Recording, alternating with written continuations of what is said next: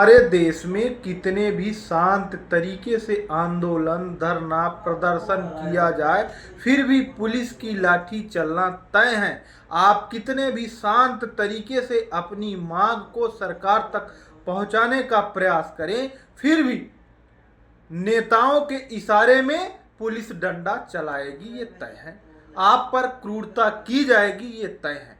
हमने अपने जीवन में लगभग 5 आंदोलन देखे हैं। एक तो 2018 में हमने स्वयं ST/SC एक्ट के विरोध में आंदोलन किया। पुलिस ने स्वयं आंदोलनकारियों पर पत्थर फेंके, फिर आंसू गैस के गोले छोड़े और फिर लाठी चार्ज किया। और लाठी चार्ज के बाद सारे आरोप आंदोलनकारियों के ऊपर मढ़ दिया। बाद में एडिशनल SP स्वयं दोषी पाया गया। फिर हमने देखा किसान आंदोलन, लगभग कुछ साल पीछे जाइए तो किसान आंदोलन हुआ था। उसमें जब किसान दिल्ली में घुसने का प्रयास किए तो किस तरह उन्हें रोकने के लिए कील लगाया गया, बाड़ी बनाई गई, इतनी दुरुस्त व्यवस्था की गई, फिर भी उसे तोड़कर किसान दिल्ली में घुसे। किसानों के साथ क्या हुआ? गोली तक चलाई गई, किसानों के ऊपर लाठियां बरसाई गई। और फिर आपने देखा दिल्ली के जंतर मंतर में अभी काकरोचों का आंदोलन हुआ, छात्रों का, उनके ऊपर क्या हुआ? टीयर गैस के गोले चलाए गए, लाठियां बरसाई गई। क्या हुआ? फिर आ जाइए करनी सेना का भी जयपुर में जो आंदोलन हुआ, उसमें क्या हुआ? शांति तरीके से आंदोलन हो रहा था, करनी सैनिकों के द्वारा किया जा रहा था ना। पुलिस ने वाटर कैनन का उपयोग किया, लाठीचार्ज किया। एक आंदोलनकारी का मौत भी हुई, शहादत भी देनी पड़ी। आपने देखा, पुलिस खुद गलती मानी, सरकार खुद गलती मानी, और जिसकी मौत हुई उसको मुआवजा तक दिया गया, उसके परिजन को नौकरी भी दी गई। देखिए आप अभी रांची के आंदोलन को देख लीजिए, इसमें भी पुलिस की क्रूरता दिखाई दी। आधी रात को लाठी चली है आंदोलनकारियों पर, छात्रों पर। जानते हैं क्यों? क्योंकि हम आंदोलन करने जब जाते हैं तो हमें लगता है जो पुलिस है, नेता है, वो हमारे हैं।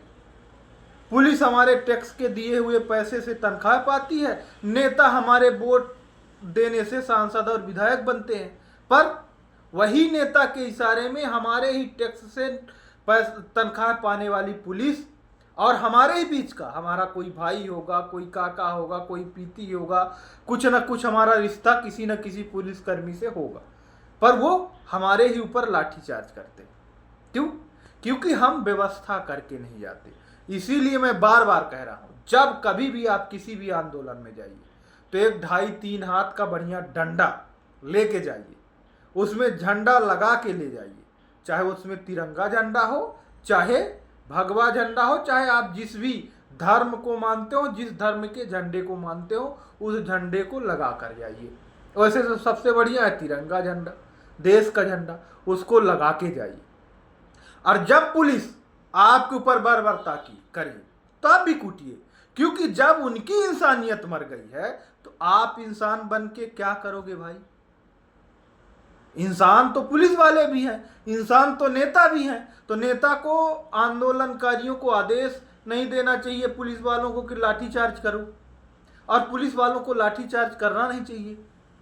क्या जो आंदोलन करते हो संसद भवन को जला देंगे?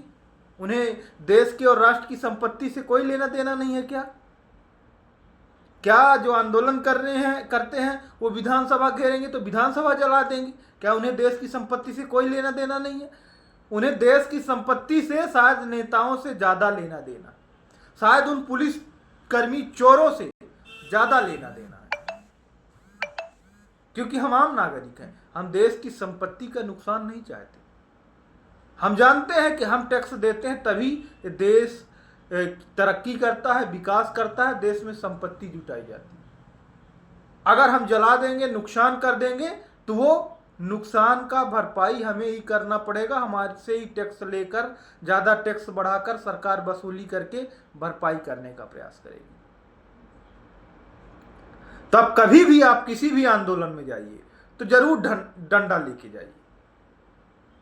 अगर पुलिस और नेता के अंदर इंसानियत नहीं है तो आप इंसान बन के कुछ नहीं उखाड़ पाओगे। सीधा सा फंडा है। धन्यवाद।